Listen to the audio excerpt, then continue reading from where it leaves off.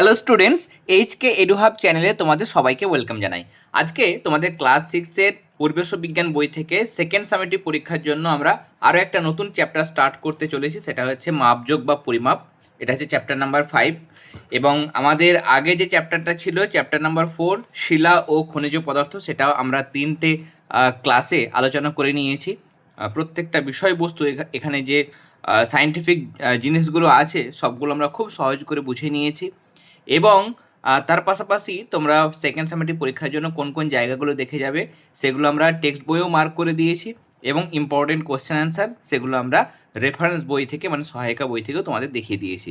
যারা শিলা ও খনিজ পদার্থের 3টে ক্লাস দেখোনি তারা আমাদের চ্যানেলের প্লেলিস্ট অপশানে যাবে, সেখানে ক্লাস 6-এ পরিবেশের আলাদা প্লেলিস্ট পাবে, সেখান থেকে অবশ্যই দেখে নিও। তোমরা তো জানো যে তোমাদের সেকেন্ড সামেটিভ পরীক্ষায় 50 নম্বরের প্রশ্নপত্র হবে এবং সেখানে 4টে আমাদের আরও চ্যাপ্টার রয়েছে। একটা চ্যাপ্টার যেহেতু হয়ে গেছে শিলা ও খনিজ পদার্থ, তাহলে এখন আর 4টে চ্যাপ্টার রয়েছে, চ্যাপ্টার নাম্বার 5, 6, 7, 8, টোটাল 5টা চ্যাপ্টার এবং প্রত্যেকটা থেকে 10 নম্বর, মোট 50 নম্বর প্রশ্নপত্র হবে।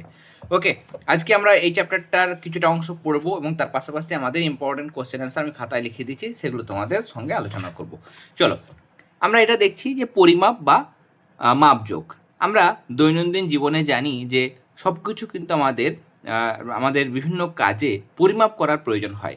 পরিমাপ যদি আমরা না করি তাহলে আমরা কোনো বিষয় সম্পর্কে সঠিক ধারণা করতে পারি না।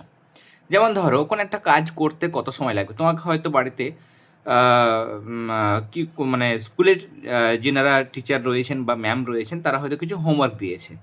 এবার সেই হোমওয়ার্কটা স্যার দিয়েছেন বা ম্যাম দিয়েছেন, সেটা যখন তুমি বাড়িতে এসে করবে তখন তোমার অন্যান্য সাবজেক্টের পড়া থাকে বা তুমি ঠিক করে নাও যে আমি এই আধ ঘন্টার মধ্যে এই লেখাটা আমি কমপ্লিট করে নেবো বা হোমওয়ার্কের কাজটা করে নেব। তাহলে এই জিনিসটা সময়টা কিন্তু তোমাকে নিজে থেকে ঠিক করে নিতে হয়। কেমন? তাহলে এই আমাকে একটা মানে এরকম ভাগ করে আমাকে সময়েরও একটা আমরা আলাদা করে পরিমাপ করে নিই।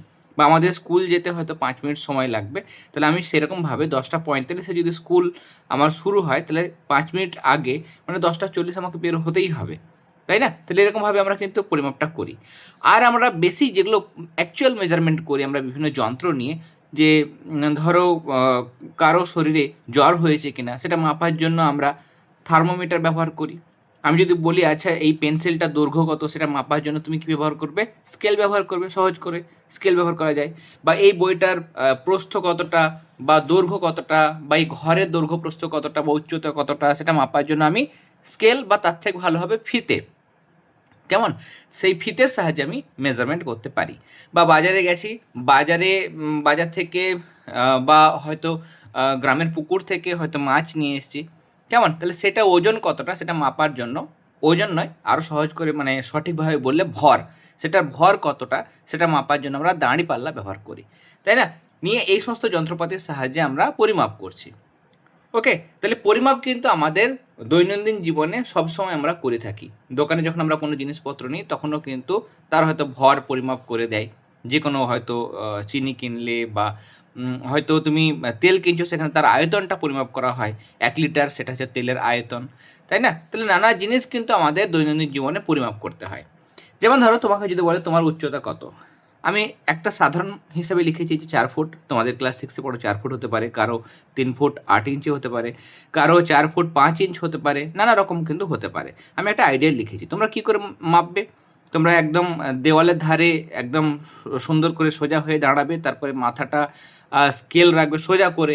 এই যদি মাথা হয় তাহলে এরকমভাবে স্কেল রেখে দেওয়ালে একটা দাগ দেবে। এবার তুমি নিচ থেকে একদম সেই উচ্চতা পর্যন্ত স্কেলে কতটা হলো সেটা মেপে নিতে পারো, বা সিম্পলি ফিতে যদি থাকে ভালো হয়, ফিতে ধরে একদম মেপে তুমি কতটা তোমার উচ্চতা বা হাইট সেটা মাপতে পারো। সেটা 4 ফুট ধরলাম। কারণ এই বেসিক জিনিসগুলো আমি একটু বলে দিই, তারপর মেন বিষয়বস্তুতে অবশ্যই যাব। তোমার ওজন কত? ওজন আমরা দাঁড়িপাল্লাতে তো মাপবো না, ওজন মাপার জন্য ওয়েট মেশিন রয়েছে, কেমন, ডাক্তারখানাতে থাকে বা বাড়িতেও আমরা ব্যবহার করি। কারো 35 কিলো হতে পারে, কারো 30 কিলো হতে পারে, কারো 40 কিলো হতে পারে, কারো 45 কিলো হতে পারে, কেমন। মোটামুটি জেনারেল কত হতে পারে? 30, 35, 40-এর কাছাকাছি সাধারণত ক্লাস 6-এর বাচ্চাদের হয়ে থাকে। ওকে, চুড়িদার বা জামা বানাতে মোটামুটি 2.5 মিটার মতো কাপড় লাগে। কারো বাড়িতে কতটা চাল লাগে সেগুলো আমরা আন্দাজে একটা হিসেব করতে পারি। কেমন, দৈনন্দিন প্রত্যেক দিন যদি কারো বাড়িতে 500 করে চাল লাগে তাহলে 30 দিনে 15 কিলো চাল লাগবে। কারো বাড়িতে যদি 600 করে চাল লাগে প্রতিদিন, তাহলে 30 দিনে 1 মাসে 18 কিলো, 318 এরকমভাবে বের করতে পারি। তোমার পড়ার ঘরের দৈর্ঘ্য প্রস্থ, দৈর্ঘ্য হয়তো তুমি স্কেলে মাপলে বা ফিতে মাপলে 14, প্রস্থ হলো 12 ফুট, উচ্চতা হলো 10 ফুট। এরকমভাবে আমরা বিভিন্ন জিনিসগুলো করতে পারি। জ্বর মাপা হয় থার্মোমিটার যন্ত্র দিয়ে। কেমন? অনেক সময় আমাদের স্কুলের যিনি স্যার বা ম্যাম থাকেন, তারা হয়তো হোমওয়ার্কগুলো দিয়ে থাকেন, তার জন্য আমি এই জিনিসগুলো করে দিলাম। এবার দেখো এখানে পরিমাপের গুরুত্ব আমরা তাহলে বুঝতে পারছি। সব কিছুর জন্য আমাকে কিন্তু পরিমাপ করতে হয়। পরিমাপ না করে আমরা কিন্তু তুলনাও করতে পারি না যে কার ওজন বেশি, কারো কম, বা হাইট কার বেশি কার কম, সেগুলো তুলনা করার জন্যও কিন্তু আমাদের পরিমাপটা দরকার। নানা কাজে আমাদের পরিমাপটা কিন্তু কাজে লাগে।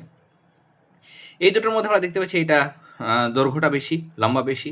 ভাতের ক্ষেত্রে দেখো এটা ছড়িয়ে দেওয়া হয়েছে, ভাতটা কিন্তু কম আছে, ভাতটা অল্প করে ছড়িয়ে দিয়েছে, এখানে বেশি রয়েছে।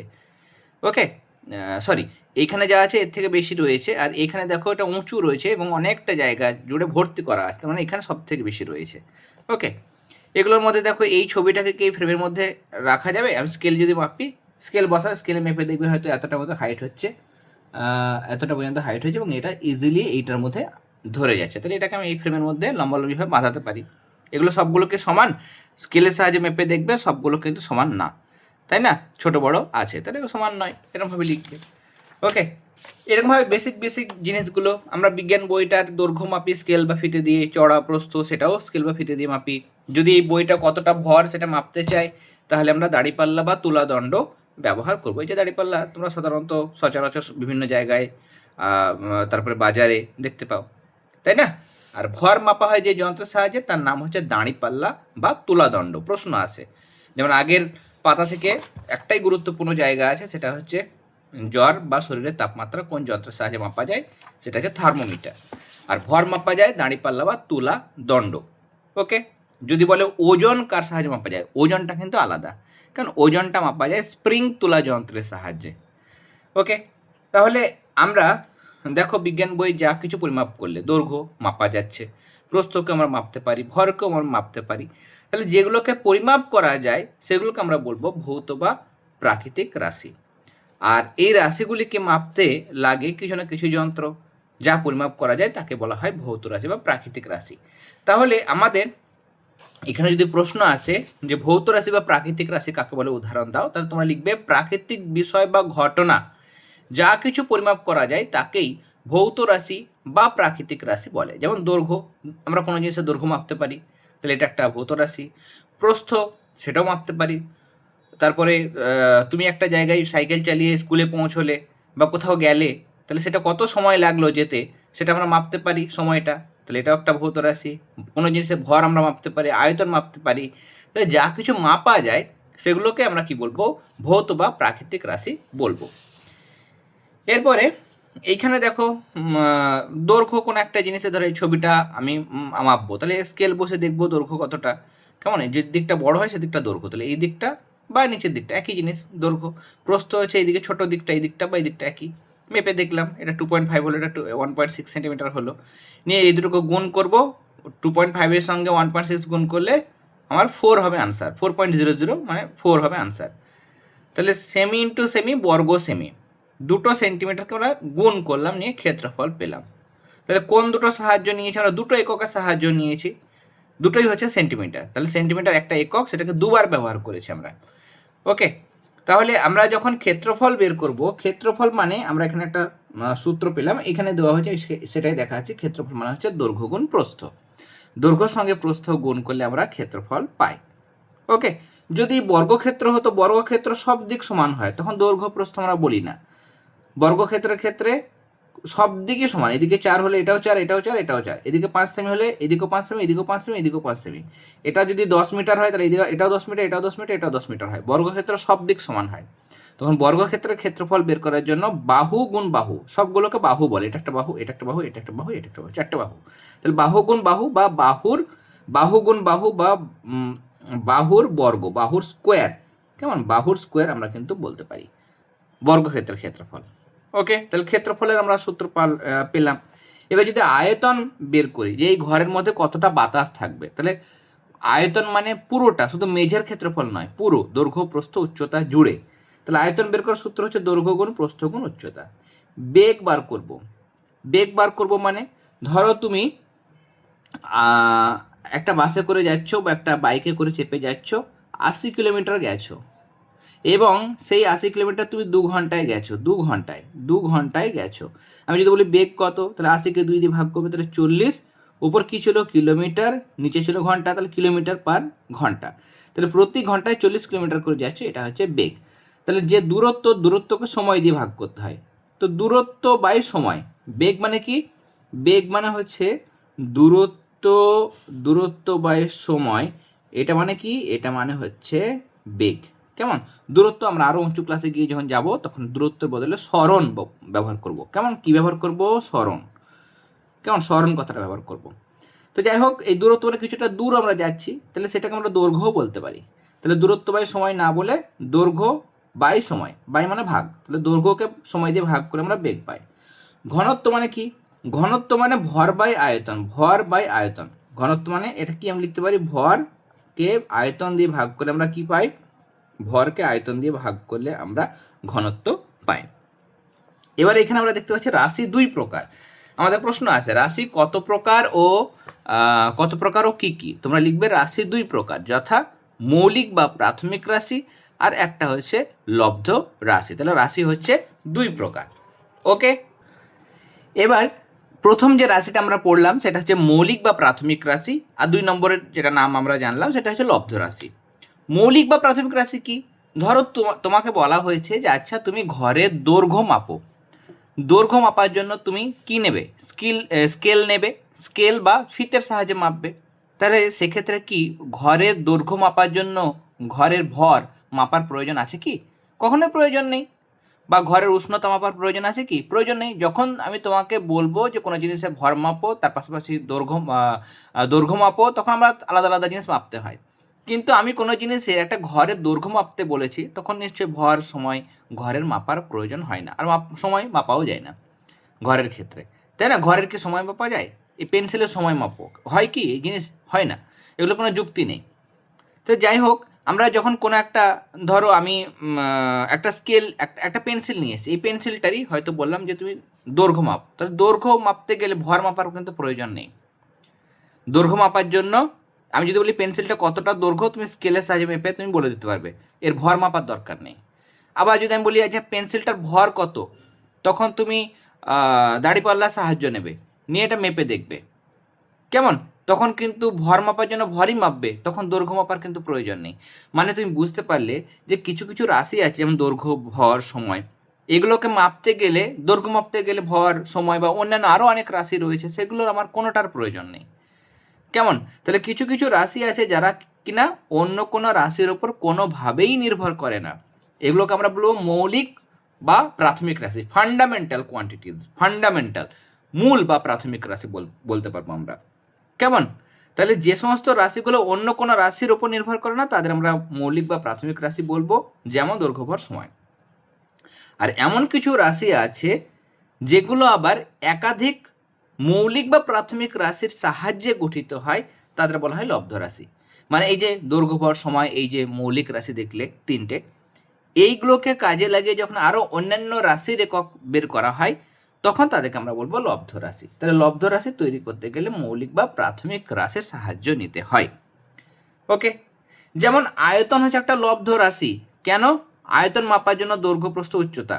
দৈর্ঘ্য, প্রস্থটাও এক ধরনের দৈর্ঘ্যই ধরলাম আমি, মানে এক ধরনের দূরত্ব মানেই দৈর্ঘ্য ধরলাম আমরা। তাহলে এখানে দৈর্ঘ্য, এখানে উচ্চতা, তাহলে একই রাশি 3বার ব্যবহার করা হয়েছে। ধরো এটা আমি মাপবো হয়তো মিটারে, তাহলে এটা মিটার, এটা মিটার, উচ্চতাও মিটার, তাহলে মিটারটা 3বার ব্যবহার করেছি। তাহলে একই রাশি যদি আমি একাধিকবার ব্যবহার করি, তবুও যে রাশিটা আমার আসবে সেটা হচ্ছে লব্ধ রাশি। তাহলে আয়তন লব্ধ রাশি। বেগ মাপার জন্য দৈর্ঘ্য, ধরো মিটার, সময় হয়তো আমি ধরলাম যে সেকেন্ড, তাহলে মিটার পার সেকেন্ড, বা এটা কিলোমিটার পার ঘন্টা, তাহলে দুটো আলাদা আলাদা আমরা রাশি নিচ্ছি, দৈর্ঘ্য আর সময় আলাদা আলাদা রাশি, তার জন্য বেগ হচ্ছে লব্ধ রাশি। ঘনত্ব বের করতে দুটো আলাদা আলাদা রাশি, ভর আর আয়তনের সাহায্য লাগছে, তার জন্য ঘনত্ব হচ্ছে একটা লব্ধ রাশি। ওকে, তাহলে যে রাশিগুলো একাধিক মৌলিক বা প্রাথমিক রাশির সাহায্যে গঠিত হয় তাদেরকে বলবো আমরা লব্ধ রাশি। এবার এখানে তোমরা এই সংজ্ঞাগুলোও দিতে পারো। দেখো, যেসব রাশি অন্য কোনো রাশির ওপর নির্ভর করে না এবং যাদের সাহায্যে বা যেগুলোর সাহায্যে অন্য রাশির একক তৈরি করা যায় তাদের মৌলিক বা প্রাথমিক রাশি বলে। যেমন দৈর্ঘ্য, ভর, সময়, এগুলো হচ্ছে মৌলিক বা প্রাথমিক রাশি। আর লব্ধ রাশি কি?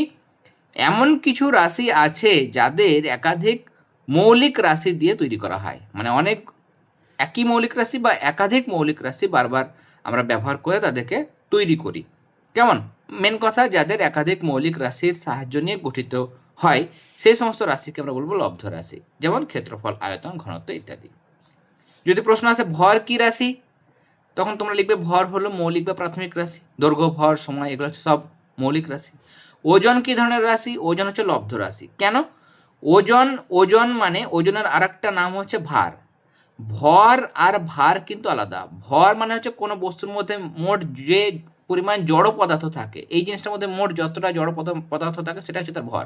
আমি একটা ইঁট নিয়েছি, সেই ইঁটের মধ্যে মোট যতটা জড় পদার্থ থাকে সেটা হচ্ছে তার ভর।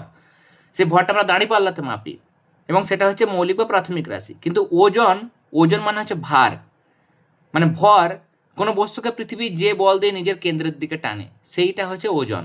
কোনো বস্তুকে পৃথিবী যে বল দ্বারা নিজের কেন্দ্রের দিকে টানে সেটাকে ওজন বা ভার বলে। তাহলে সেখানে ভর ঢুকে আছে এবং অভিকর্ষজ ত্বরণ ঢুকে আছে।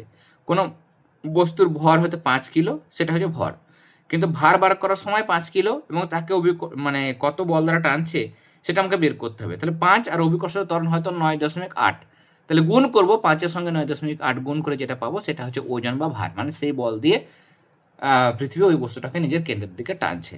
ওকে, তাহলে ভর হচ্ছে মৌলিক বা প্রাথমিক রাশি, কিন্তু ভার বা ওজন হচ্ছে লব্ধ রাশি। ক্লিয়ার? এবার এখানে দেখো আমাদের এখানে তাহলে প্রাথমিক রাশির একক হলো প্রাথমিক একক। প্রাথমিক যে রাশিগুলো আছে যেমন দৈর্ঘ্যের হয়তো আমি এসআই একক বলবো মিটার, তাহলে সেটা হচ্ছে প্রাথমিক একক। ভর একটা প্রাথমিক রাশি, তার একক হয়তো এসআই পদ্ধতিতে কেজি, তাহলে কেজি হচ্ছে প্রাথমিক একক। সময়ের একক হচ্ছে সেকেন্ড, সিজিএসেও সেকেন্ড, এসআইও সেকেন্ড, তাহলে সেগুলো হচ্ছে প্রাথমিক একক। তাহলে প্রাথমিক রাশির এককগুলোকে প্রাথমিক একক বলবো আর লব্ধ রাশির এককগুলোকে আমরা লব্ধ একক বলবো। কিন্তু আমাকে একটু সংজ্ঞাটা ভালো করে দিতে হবে। কেমন? আমরা এখানে লিখবো যে রাশির একক পরস্পরের উপর নির্ভর করে না। কেমন? যে রাশির একক, যেহেতু এককের সংজ্ঞা বলেছে, প্রাথমিক বা লব্ধ এককের এককের সংজ্ঞা আছে ঢুকে আছে এখানে, প্রাথমিক বা লব্ধ রাশি নয়। তাহলে এখানে প্রাথমিক বা লব্ধ একক বলে, তাহলে এখানেও একক ব্যবহার করবো, যে রাশিগুলোর একক পরস্পরের উপর নির্ভর করে না এবং যে রাশিগুলোর একক দিয়ে অন্যান্য সমস্ত ভৌত রাশির একককে তৈরি করা যায় বা গঠন করা যায়, সেই সমস্ত এককগুলোকে প্রাথমিক একক বা মূল একক বা মৌলিক একক বলে। যেমন দৈর্ঘ্য, ভর, সময় এগুলোর এককগুলো হচ্ছে দৈর্ঘ্য, ভর, সময়টা নয়, দৈর্ঘ্য, ভর, সময় ইত্যাদি রাশির একক, এদের যেগুলো একক সেগুলো হচ্ছে প্রাথমিক একক। যেমন দৈর্ঘ্যের একক এসআই কি বললাম মিটার, ভরের একক হচ্ছে কেজি, সময়ের একক হচ্ছে সেকেন্ড।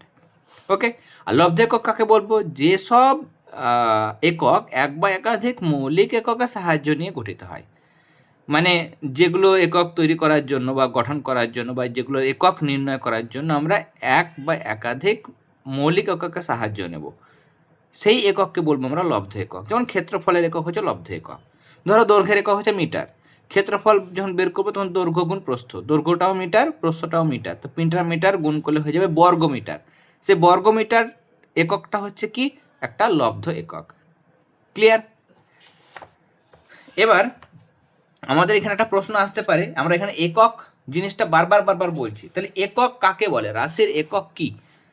কোন একটা রাশিকে যখন আমরা পরিমাপ করছি তখনই আমাদের এককটা লাগছে। কোনো একটা জিনিসের দৈর্ঘ্য মাপবো তখন আমাকে এককে প্রকাশ করতে হবে। যে কোনো ঘরের দৈর্ঘ্য, আমি বললাম ঘরের দৈর্ঘ্য 5, তার তো কোনো মানে হয় না। ঘরের দৈর্ঘ্য 5 ফুট না 5 মিটার সেটা আমাকে বলতে হবে। কোনো জিনিসের ভর হচ্ছে 10, সেটা 10 গ্রাম না 10 মিলিগ্রাম না 10 কেজি না 10 কুইন্টাল সেটা বলতে হবে। তাহলে একক আমাদের প্রয়োজন। তাহলে সেই একক কাকে বলে? কোনো রাশিকে পরিমাপ করতে হলে সেই রাশিরই একটা নির্দিষ্ট এবং সুবিধাজনক পরিমাণকে আমরা প্রমাণ ধরব। ওকে, কোনো একটা নির্দিষ্ট সুবিধাজনক, মানে ভগ্নাংশ দেবো না। এবং স্কেল, যেমন একটা স্কেল ধরো আমার 1 ফুট, তাহলে কোনো ঘরের যদি আমি মাপতে গিয়ে 12 বার হলো মানে 12 ফুট, মাপতে সুবিধা হবে। তাহলে কোনো একটা রাশিকে পরিমাপ করার জন্য সেই রাশির একটা নির্দিষ্ট নেব মান এবং সুবিধাজনক পরিমাপকে আমি স্ট্যান্ডার্ড ধরবো, প্রমাণ ধরবো, নিয়ে ওই রাশিটি বা ওই সমজাতীয় রাশি কিন্তু পরিমাপ করা হয়।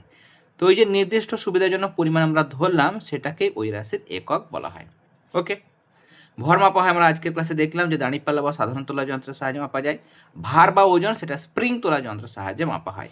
বেগ কি? বেগ হচ্ছে কিন্তু একটা লব্ধ রাশি। কেমন? বেগ একটা লব্ধ রাশি, যেহেতু দৈর্ঘ্য বাই সময় বা আমি বলেছি সরণ বাই সময়, আমরা দুটো আলাদা আলাদা মূল এককের সাহায্য নিই, তার জন্য সেটা হচ্ছে লব্ধ রাশি। ওকে,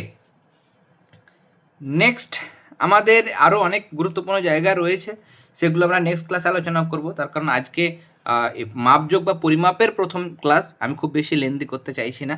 আজকের ক্লাসটি যারা দেখলে শেষ পর্যন্ত তাদের সবাইকে অসংখ্য ধন্যবাদ। যারা প্রথমবার চ্যানেলে এসছো অবশ্যই চ্যানেলটি সাবস্ক্রাইব করে নিও। আজকের ক্লাস ভালো লেগে থাকলে অবশ্যই ক্লাসটাতে লাইক দেবে এবং তার পাশাপাশি তোমাদের বন্ধুদের সাথেও কিন্তু ক্লাসটা অবশ্যই শেয়ার করে নিও। আর আমাদের আগের চ্যাপ্টার শিলা ও খনিজ পদার্থ থেকে যে 3টে ক্লাস দেওয়া হয়েছে, বিষয়বস্তু আমরা সহজ করে বুঝিয়ে দিয়েছি এবং কোশ্চেন অ্যান্সার আলোচনা করেছি, কোশ্চেন অ্যান্সার দেখিয়েও দিয়েছি। যারা সেই 3টে ক্লাস দেখোনি, আমাদের চ্যানেলের প্লেলিস্ট অপশানে যাবে, সেখানে ক্লাস 6-এর পরিবেশ এই নামে একটা প্লেলিস্ট পাবে, সেখানে ক্লিক করলেই পরপর তোমরা ওই আগের 3টে ক্লাস পেয়ে যাবে। সেই 3টে ক্লাস অবশ্যই তোমরা কিন্তু দেখে নিও, তাহলে সেকেন্ড সামেটিভ পরীক্ষায় তোমাদের আর কোনো চিন্তা থাকবে না, যে কোনো প্রশ্ন আসলেই তোমরা কিন্তু কমন পাবে এবং করতে মানে সঠিক করে আসতে পারবে। ওকে, তাহলে আজকের ক্লাস আমরা এখানেই শেষ করলাম। তোমরা সবাই খুব খুব খুব ভালো থেকো। সবাইকে অল দ্য ভেরি বেস্ট।